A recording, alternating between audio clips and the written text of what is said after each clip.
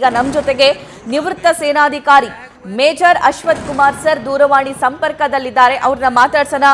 Sir ಜೈ Hind, good morning. ಜೈ Hind sir, 4-5 ದಿನ ಆಯ್ತು sir ನಿದ್ದೆ ಮಾಡ್ತಿದ್ದೀರಾ ಅಂತ.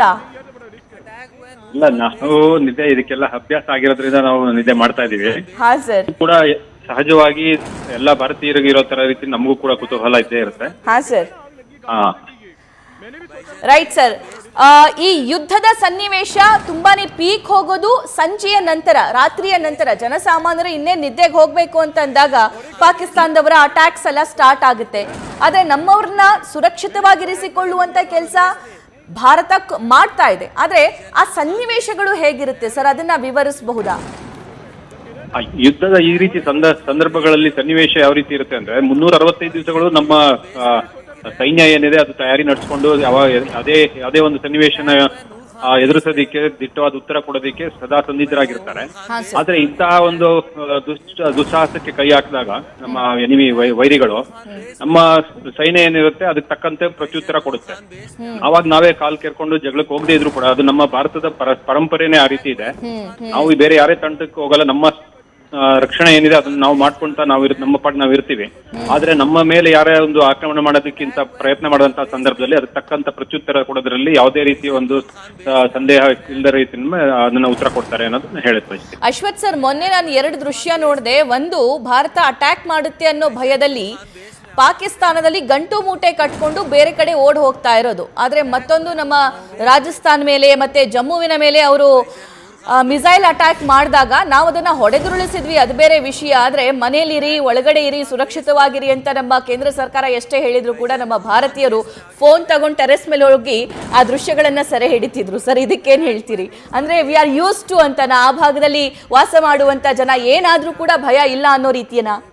ಹೌದು, ಯಾಕೆಂದ್ರೆ ನಾವು ಇಲ್ಲಿ ಬೆಂಗಳೂರಿನಲ್ಲಿ ಅಥವಾ ನಾವು ದೂರದ ಪ್ರದೇಶದಲ್ಲಿ ಇರೋರಿಗೆ ನಮಗೆ ಅಷ್ಟು ಅದ್ರ ಬಗ್ಗೆ ಗೊತ್ತಾಗಲ್ಲ ಜನರಿಗೆ. ಆದ್ರೆ ಗಡಿ ಭಾಗದಲ್ಲಿ ಇರ್ತಕ್ಕಂಥ ಜನರು ಈ ತರದನ್ನ ಸರ್ವೇ ಸಾಮಾನ್ಯವಾಗಿ ಅನುಭವಿಸ್ತಾ ಇರ್ತಾರೆ. ಯಾಕೆ ಅಂತಂದ್ರೆ ಪಾಕಿಸ್ತಾನ, ಅದರಲ್ಲೂ ಪಾಕಿಸ್ತಾನ ವಿಶೇಷವಾಗಿ ಲೈನ್ ಆಫ್ ಕಂಟ್ರೋಲ್ ನ ಆಗಾಗ ಅವರು ಅದನ್ನ ಉಲ್ಲಂಘನೆ ಮಾಡ್ತಾ ಇರ್ತಾರೆ, ಮತ್ತೆ ಕ್ರಾಸ್ ಫೈರಿಂಗ್ ಮಾಡ್ತಾ ಇರ್ತಾರೆ. ಹಾಗಾಗಿ ಕ್ರಾಸ್ ಫೈರಿಂಗ್ ಮಾಡಿದಾಗ, ನಮ್ಮ ಕಡೆಯಿಂದನೂ ಕ್ರಾಸ್ ಫೈರ್ ಮಾಡಿದಾಗ ಕೆಲವು ಸಂದರ್ಭಗಳಲ್ಲಿ ಈ ರಾಕೆಟ್ ದಾಳಿ ಆಗ್ಬೋದು ಅಥವಾ ಕೆಲವು ಸ್ಮಾಲ್ ಆರ್ಮ್ಸ್ ಅಂತ ಏನ್ ಹೇಳ್ತೀವಿ ಆ ಗುಂಡುಗಳು ಬೀಳುವಂತ ಚಾನ್ಸಸ್ ಇದೆ. ಹಾಗಾಗಿ ಹಲವಾರು ಬಾರಿ ಈ ತರ ನಷ್ಟಗಳಾಗಿದೆ. ಅಂದ್ರೆ ಬಿಲ್ಡಿಂಗ್ ಗಳಿಗೆ ಗುಂಡು ತಗಲಿರ್ಬಹುದು. ಅದೇ ರೀತಿ ಕೆಲವು ಸಂದರ್ಭದಲ್ಲಿ ಹೊಲ ಗದ್ದೆಗಳ ಕೆಲಸ ಮಾಡ್ತಿರೋಂಥವ್ರಿಗೂ ಕೂಡ ಅನಾಹುತಗಳಾಗಿದೆ.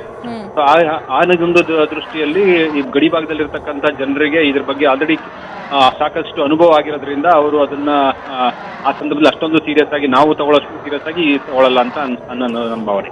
ಸರ್, ನಮ್ಮ ವೀಕ್ಷಕರು ನೋಡ್ತಾ ಇರೋದ್ರಿಂದ ಮತ್ತು ಅವರೆಲ್ಲರಿಗೂ ಕುತೂಹಲ ಇರೋದ್ರಿಂದ ಈ ಪ್ರಶ್ನೆ ಕೇಳ್ತಿದ್ದೀನಿ ಅಶ್ವಥ್ ಸರ್. ಪಾಕಿಸ್ತಾನ ನಮ್ಮನ್ನ ಕೆಣಕಿ ಬರುತ್ತೆ. ಅದು ಇವಾಗಿಂದ ಅಲ್ಲ, ದೇಶಕ್ಕೆ ಸ್ವಾತಂತ್ರ್ಯ ಸಿಕ್ಕಾಗಿಂದಲೂ ಕೂಡ ಅವ್ರ ಪರಿಸ್ಥಿತಿ, ಹಣೆ ಬರಹ ಅದೇ ರೀತಿಯಾಗಿದೆ ಬಿಡಿ. ನಮ್ಮನ್ನ ಕೆಣಕ್ದಾಗ ಅದಕ್ಕೆ ಪ್ರತ್ಯುತ್ತರವನ್ನ ನಾವು ಕೊಡ್ತೀವಿ. ಆದ್ರೆ ಇನ್ ಕೇಸ್ ಬಾಳ ಆಯ್ತು ಇವ್ರದು ಅಂತ ನಾವು ಯುದ್ಧ ಮಾಡಿದ್ರೆ ಏನಾಗುತ್ತೆ ಸರ್ ಸಿಚುವೇಶನ್? ಹೌದು, ನೀವು ಸರಿಯಾಗಿ ಹೇಳಿದ್ರಿ. ಕೆಲವರಿಗೆ ಯಾವ ರೀತಿ ನಮ್ಮ ಒಂದು ಗಾದೆ ಮಾತಿದೆ, ಹುಟ್ಟುಗುಣ ಸುಟ್ಟರು ಹೋಗಲ್ಲ ಅಂತ ಹೇಳ್ತೀವಲ್ಲ, ಹಾಗೆ ಅವರ ಒಂದು ಮನೋಭಾವನೆ ಅಲ್ಲಿವರೆಗೂ ಅದು ಸರಿ ಹೋಗಲ್ಲ. ಸೊ ಅಲ್ಲಿವರೆಗೂ ಕೂಡ ಈ ರೀತಿಯ ಕಾರ್ಯಚಟುವಟಿಕೆಗಳನ್ನ ಮಾಡ್ತಾರೆ. ಯಾಕೆಂದ್ರೆ ನೇರ ಯುದ್ಧ ಮಾಡೋದಕ್ಕೆ ಅವರಿಗೆ ಶಕ್ತಿನೂ ಇಲ್ಲ, ಮತ್ತೆ ಅವ್ರ ಬಳಿ ಅಷ್ಟು ಅದಕ್ಕೆ ಬೇಕಾದಂತಹ ಆರ್ಥಿಕ ವ್ಯವಸ್ಥೆ ಆಗ್ಬೋದು, ಮತ್ತೆ ಮದ್ದುಗುಂಡುಗಳಾಗ್ಬೋದು, ಅದು ಯಾವುದೇ ರೀತಿಯಲ್ಲೂ ಇಲ್ಲ. ಟ್ರೈನಿಂಗ್ ಆಗ್ಬೋದು, ಅದು ಇಲ್ಲ. ಈಗಾಗಲೇ ಅದಕ್ಕೆಲ್ಲ 1965 ಯುದ್ಧ ಆಗ್ಬೋದು, 71 ಯುದ್ಧ ಆಗ್ಬೋದು, ಕಾರ್ಗಿಲ್ ಯುದ್ಧ ಆಗ್ಬೋದು, ಎಲ್ಲ ಪ್ರತಿಯೊಂದು ಯುದ್ಧದಲ್ಲೂ ಕೂಡ ಅದನ್ನ ಅವರು ಒಂದು ಭೀಕರವಾದ ಸೋಲನ್ನು ಅನುಭವಿಸಿರೋದ್ರಿಂದ ಗೊತ್ತಿದೆ. ಆದ್ರೂ ಸಹ ನೇರ ಯುದ್ಧ ಮಾಡಕ್ ಆಗದೆ ಇರುವಂತ ಪರಿಸ್ಥಿತಿನಲ್ಲಿ ಅವರು ತಮ್ಮ ಒಂದು ಉಳಿವಿಗೋಸ್ಕರ ಅವರ ಒಂದು ಪಾಕಿಸ್ತಾನದಲ್ಲಿ ಜನರ ಮುಂದೆ ತಿಳಿಸ್ಕೊಳ್ಳೋಕೋಸ್ಕರ ಒಂದು ಫಾಲ್ಸ್ ನೆರೇಟಿವ್ ನ ಕ್ರಿಯೇಟ್ ಮಾಡ್ತಾರೆ. ಅಂದ್ರೆ ಒಂದು ತಪ್ಪು ಗ್ರಹಿಕೆ ಒಂದು ಬರೋ ರೀತಿನಲ್ಲಿ ಸಣ್ಣ ಪುಟ್ಟ ಈ ಎಕ್ಸ್ಟ್ರೀಮಿಸ್ಟ್ ಏನಿದ್ದಾರೆ ಅವ್ರಗಳನ್ನ ತಯಾರಿ ಮಾಡಿ ಅವ್ರನ್ನ ಫಿದಾಯಿನ್ ಅಟ್ಯಾಕ್ಸ್ ಮಾಡಿಸಿ, ಅದು ಯಾಕೆಂದ್ರೆ ಅವರಿಗೆ ಬರೀ 1% ಖರ್ಚು ಮಾಡೋದ್ರಲ್ಲಿ ಅಷ್ಟರಲ್ಲಿ ಅವರು ಏನು ವರ್ಲ್ಡ್ ಅಟೆನ್ಷನ್ ಡ್ರಾ ಮಾಡ್ಬೋದು, ಅದಕ್ಕೋಸ್ಕರ ಈ ರೀತಿ ಸಣ್ಣ ಕಾರ್ಯಗಳನ್ನ ಮಾಡ್ತಾ ಇರ್ತಾರೆ. ಸರ್, ಅದರ ಜೊತೆಗೆ ಇಡೀ ಉಗ್ರಗಾಮಿಗಳನ್ನ, ಭಯೋತ್ಪಾದಕರನ್ನ ಪೋಷಿಸ್ತಾ ಇರುವಂತಹ, ಪಾಲನೆ ಮಾಡ್ತಾ ಇರುವಂತಹ ದೇಶ ಯಾವುದು ಅಂತಂದ್ರೆ ಅದು ಪಾಕಿಸ್ತಾನ. ಪಾಕಿಸ್ತಾನದವರ ಪರಿಸ್ಥಿತಿ ಹೇಗಿದೆ ಅಂತಂದ್ರೆ, ಅವರು ಟೆರರಿಸ್ಟ್ಗಳು ಅಂತ ಹೇಳ್ಕೊಳ್ಳಲ್ಲ ಸರ್. ಟೆರರಿಸ್ಟ್ಗಳನ್ನ ನಮ್ಮ ನಾಗರಿಕರು, ನಮ್ಮ ಪ್ರಜೆಗಳು ಅಂತ ಹೇಳ್ಕೊಳ್ತಾರೆ.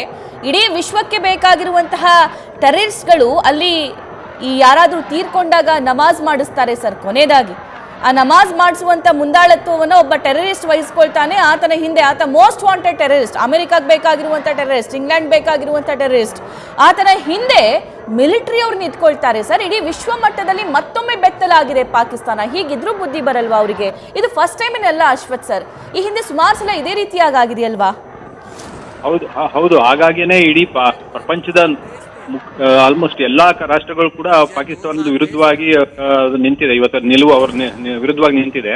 ಅದಕ್ಕೆ ಮೂಲ ಕಾರಣನೇ ಅದು. ಯಾಕೆ ಅಂತಂದ್ರೆ ಧರ್ಮನ ಅನಾವಶ್ಯಕವಾಗಿ ಇದ್ರ ಮಧ್ಯೆ ಎಳೆದು ತಂದು ಅವರು ಅವರು ಟೆರರಿಸ್ಟ್ ಗಳಿಗೆ ಪ್ರೋತ್ಸಾಹ ಕೊಡೋದು, ಟ್ರೈನಿಂಗ್ ಕೊಡೋದು, ಮತ್ತೆ ವಿಶ್ವದಲ್ಲಿ ಎಲ್ಲೇ ಆದ್ರೂ ಕೂಡ ಅವರಿಗೆ ಇಲ್ಲಿಂದ ಅವ್ರಿಗೆ ಸಪ್ಲೈ ಮಾಡೋದು. ಸೊ ಈ ರೀತಿ ಕಾರ್ಯಾಚರಣೆಗಳು ನಡೆಸ್ತಾ ಇದ್ದಾರೆ. ಆದ್ರೆ ಧರ್ಮ ಯಾವುದೇ ಒಂದು ಧರ್ಮ ಆಗ್ಬೋದು, ಅದು ಯಾವುದೇ ಧರ್ಮದಲ್ಲೂ ಕೂಡ ಈ ರೀತಿಯ ಬೋಧನೆ ಯಾವ್ದ್ರಲ್ಲೂ ಮಾಡೋದಿಲ್ಲ.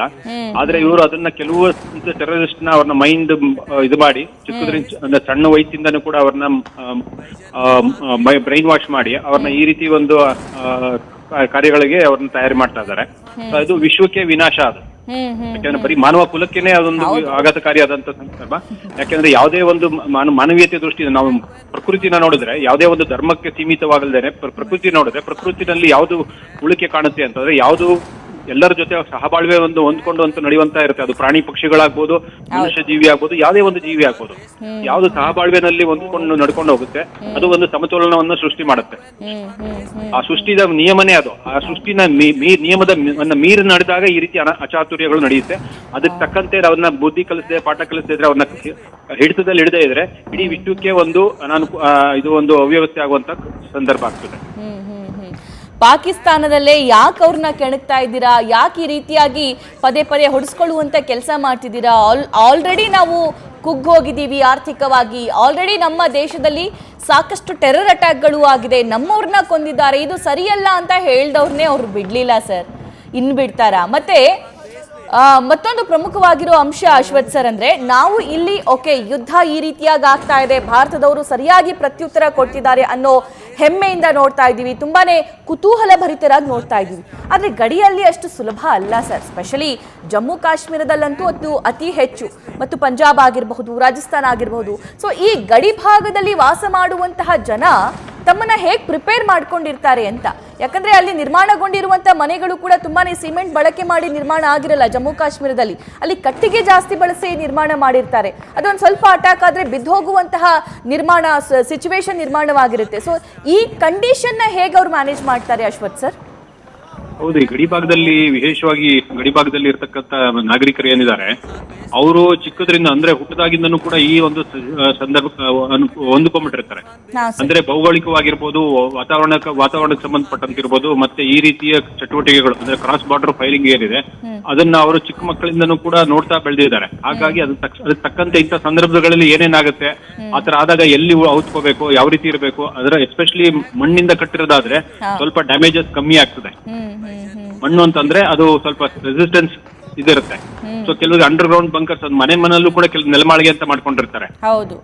ಅಲ್ಲಿ ಸಾಮಾನ್ಯವಾಗಿ ಏನಂತಂದ್ರೆ ಮಳೆಗಾಲದಲ್ಲಿ ಮತ್ತೆ ಹಿಮ ಬಿದ್ದಾಗ ಅದು ಇದಕ್ಕೆಲ್ಲ ಅವರ ಸೌದೆ ಮತ್ತೆ ಇದು ಅದೆಲ್ಲ ಇಟ್ಕೊಳ್ಳೋದಕ್ಕೂ ಶೇಖರಣೆ ಮಾಡಿ ಇಟ್ಕೊಳ್ಳೋದಕ್ಕೋಸ್ಕರ ಒಂದು 5 ತಿಂಗಳು 6 ತಿಂಗಳಷ್ಟು ಬೇಕಾಗುತ್ತೆ ಅದು ಸರ್. ಅದು ಹಾಗಾಗಿ ಅಲ್ಲಿ ಅದನ್ನ ಇಟ್ಕೊಂಡಿರ್ತಾರೆ. ಸೊ ಅಂತ ಜಾಗಗಳಲ್ಲಿ ಅವರು ಕೆಲ ಮಾಡಿಗಳಲ್ಲಿ ಫೈರಿಂಗ್ ಆಗುವಂತ ಶಬ್ದ ಬಂದ ತಕ್ಷಣ ಅವ್ರು ಎಲ್ಲರೂ ಅಲ್ಲಿ ಹೋಗಿ ಉಳ್ಕೊಳ್ಳೋಂತ ಒಂದು ಅಭ್ಯಾಸ ಮಾಡ್ಕೊಂಡಿರ್ತಾರೆ.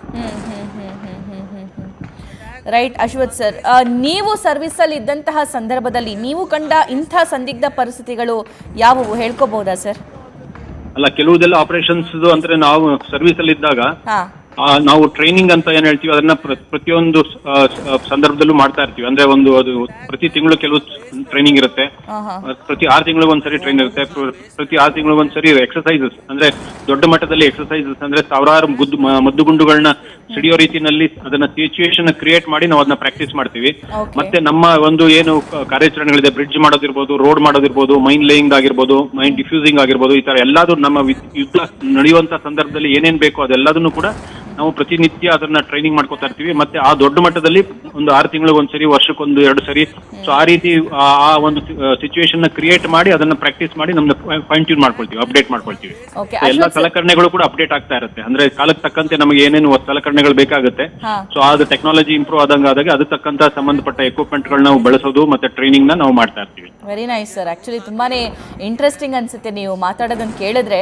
ಅದ್ರ ಜೊತೆಗೆ ಟ್ರೈನಿಂಗ್ ಅಂತ ಹೇಳಿದ್ರಿ ಸರ್, ನಮ್ಮ ಟ್ರೈನಿಂಗು ಅವ್ರ ಟ್ರೈನಿಂಗು ಎಷ್ಟು ಅಜಗಜಾಂತರ ವ್ಯತ್ಯಾಸ ಇದೆ ಅನ್ನೋದು ಗೊತ್ತಾಗುತ್ತೆ. ನಮ್ಗೆ ದೂರ ಅಲ್ಲ ಸರ್, ಬೆಳಗಾವಿಲಿ ಸುಮಾರು 35,000 ಜನ ಈ ಎಕ್ಸ್ ಆರ್ಮಿ ಇದಾರಂತೆ. ಸೊ ಅವರೆಲ್ಲರೂ ಸೈನಿಕರು, ನಾವು ರೆಡಿ ಆಗಿದ್ದೀವಿ, ನಮ್ಗೆ ಈಗಲೂ ಕೂಡ ಬಳಸ್ಕೊಳ್ಳಿ, ನಮ್ಗೆ ದುಡ್ಡು ಬೇಡ, ನಮ್ಗೆ ಏನೂ ಬೇಡ ಅಂತ ಹೇಳ್ತಿದ್ದಾರೆ. ನಮ್ಗೆ ಸಂಬಳ ಬೇಡ, ಏನೂ ಬೇಡ, ದೇಶಕ್ಕೋಸ್ಕರ ಹೋರಾಡ್ತೀವಿ ಅಂತ.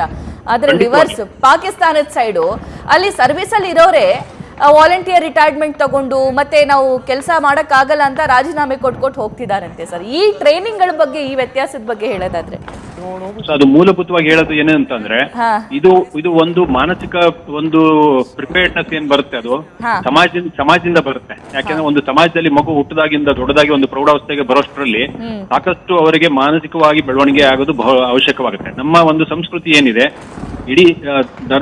ಇಡೀ ಪ್ರಪಂಚನೇ ಒಂದು ಕುಟುಂಬ, ಎಲ್ಲರೂ ಚೆನ್ನಾಗಿರ್ಬೇಕು, ಎಲ್ಲರೂ ಒಂದು ಚೆನ್ನಾಗಿ ಬಾಳಿ ಬದುಕಬೇಕು ಅನ್ನೋ ಒಂದು ಅಭಿಲಾಷೆಯಿಂದ ಬೆಳಿತಾರೆ. ಅದೇ ರೀತಿ ಯಾವುದೇ ಒಂದು ನಮ್ಮ ಫಸ್ಟ್ ದೇಶ ಮೊದಲು ಅನ್ನೋ ಒಂದು ಭಾವನೆ ಪ್ರತಿಯೊಬ್ಬ ಭಾರತೀಯನಲ್ಲೂ ಬಂದೇ ಬರುತ್ತೆ. ನಮಗೆ ಮನೆಯಲ್ಲಿ ಹೇಗೆ ತಾಯಿ ಮೊದಲು ಅಂತ ಬರುತ್ತೆ, ತಾಯಿ ಮಾತೃದೇವೋಭವ ಅಂತ, ಅದೇ ರೀತಿ ನಮ್ಮ ಇಡೀ ಭಾರತನೇ ನಮ್ಮ ಭಾರತ ಮಾತೆ ಅನ್ನೋ ಒಂದು ಮನಸ್ಥಿತಿನಲ್ಲಿ ನಾವು ಬೆಳೆದಿರ್ತೀವಿ.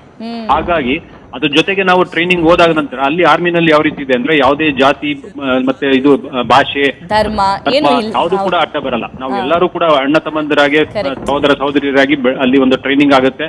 ಮತ್ತೆ ಪ್ರತಿಯೊಬ್ಬರ ಗೋಲ್ ಒಂದೇನೆ, ನಮ್ಮ ದೇಶ ಮೊದಲು, ನಮ್ಮ ದೇಶಕ್ಕೋಸ್ಕರ ನಾವೆಲ್ಲರೂ ಕೂಡ ಏನೇ ತ್ಯಾಗ ಮಾಡೋದಕ್ಕೂ ತಯಾರಿರ್ತೀವಿ.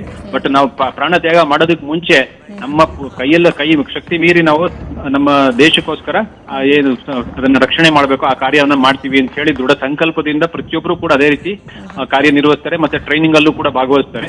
ಹಾಗಾಗಿ ಹೊರಗಡೆ ಬಂದ ನಂತರ ಕೂಡ ಎಕ್ಸ್ ಸರ್ವಿಸ್ ಮೆನ್ ಏನಕ್ಕೆ ಅಂತಂದ್ರೆ, ಅವರು ಬಹಳ ಕಮ್ಮಿ ವಯಸ್ಸಿಗೆ ಹೊರಗಡೆ ಬರ್ತಾರೆ. ಅಂದ್ರೆ 35 ವರ್ಷದಿಂದ 45 ವರ್ಷದಲ್ಲಿ ಎಲ್ಲರೂ ಆಲ್ಮೋಸ್ಟ್ 90% ಎಲ್ಲರೂ ಈ ವಯಸ್ಸಲ್ಲೇ ಹೊರಗಡೆ ಬಂದಿರ್ತಾರೆ. ಅಂದ್ರೆ ಅವರ ಇನ್ನೂ ಒಂದು 25-30 ವರ್ಷಗಳ ಶಕ್ತಿಯುತವಾದಂತಹ ಒಂದು ಸಾಮರ್ಥ್ಯ ಮತ್ತೆ ಅವರ ನಾಲೆಡ್ಜ್ ಮತ್ತೆ ಟ್ರೈನಿಂಗ್ ಎಲ್ಲಾನು ಕೂಡ ಉಪಯೋಗ ಮಾಡ್ಕೋಬಹುದು. ಅಂದ್ರೆ ಯಾವ್ಯಾವ ಸೆಕ್ಟರ್ ಬೇಕಾದ್ರೂ ಅದು ಪ್ರತಿನಿತ್ಯನೂ ಕೂಡ ಯೂಸ್ ಮಾಡ್ಕೋಬಹುದು. ಆದ್ರೆ ಅನ್ಫಾರ್ಚುನೇಟ್ಲಿ ಸರ್ಕಾರಗಳು ಈಗ ಒಂದನ್ನ ಅತ್ಯಂತ ಅದನ್ನ ಕನಿಷ್ಠ ಕರೆಕ್ಟ್ ಆಗಿ ಅದನ್ನ ಉಪಯೋಗಿಸ್ಕೊತಾ ಇಲ್ಲ ಅನ್ನೋದನ್ನು ಕೂಡ ನಾನು ಹೇಳೋದಕ್ಕೆ ಬಯಸ್ತೇನೆ.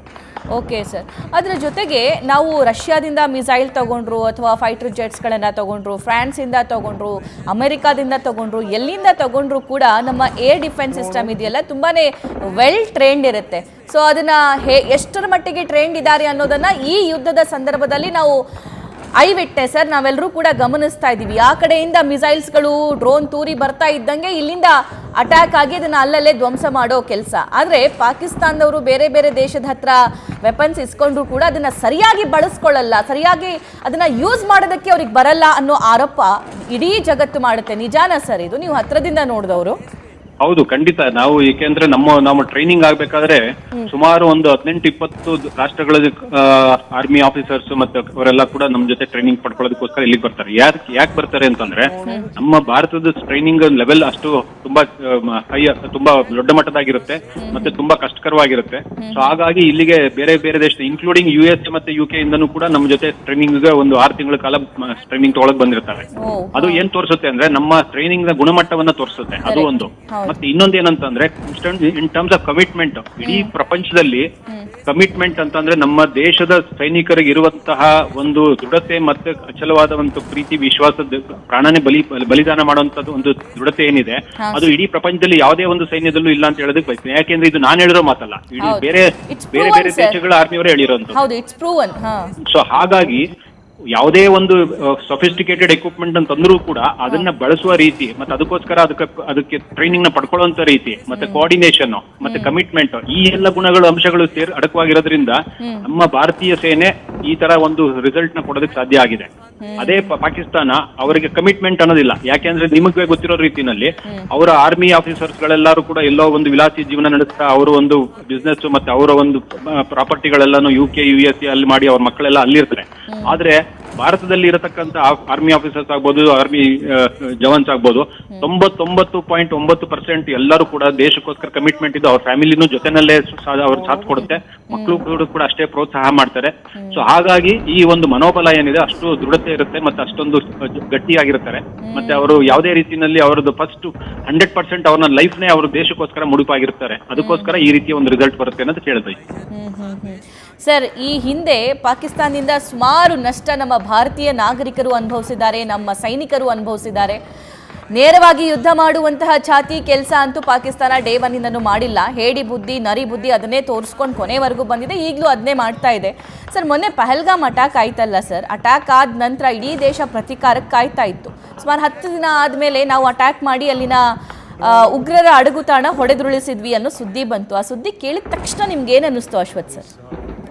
ನನಗೆ ಸಂಪೂರ್ಣ ಭರವಸೆ ಇತ್ತು. ಯಾಕೆಂತಂದ್ರೆ ನಮ್ಮ ಸೇನೆ ಕೇಪಬಿಲಿಟಿ ಮೇಲೆ ಯಾಕೆ ನಾವು ಹತ್ರದಿಂದ ನೋಡಿರೋದ್ರಿಂದ ಅದು ಓನ್ಲಿ ಮ್ಯಾಟರ್ ಆಫ್ ಟೈಮ್ ಅಂತ ಬಂದಿದೆ. ಯಾಕಂದ್ರೆ ಅದಕ್ಕೆ ಸಾಕಷ್ಟು ಅದಕ್ಕೆ ತಯಾರಿಗಳನ್ನ ಮಾಡ್ಕೋಬೇಕಾಗುತ್ತೆ. ತಯಾರಿ ಅಂತಂದ್ರೆ ಬರೀ ಅದು ಹೊಡೆಯೋದಕ್ಕೆ ಒಂದೇ ಅಲ್ಲ, ಅದಾದ ನಂತರ ಕಾನ್ಸಿಕ್ವೆನ್ಸಸ್ ಏನಿರುತ್ತೆ, ಅದಕ್ಕೆ ಏನೇನ್ ಮಾಡ್ಬೇಕಾಗುತ್ತೆ.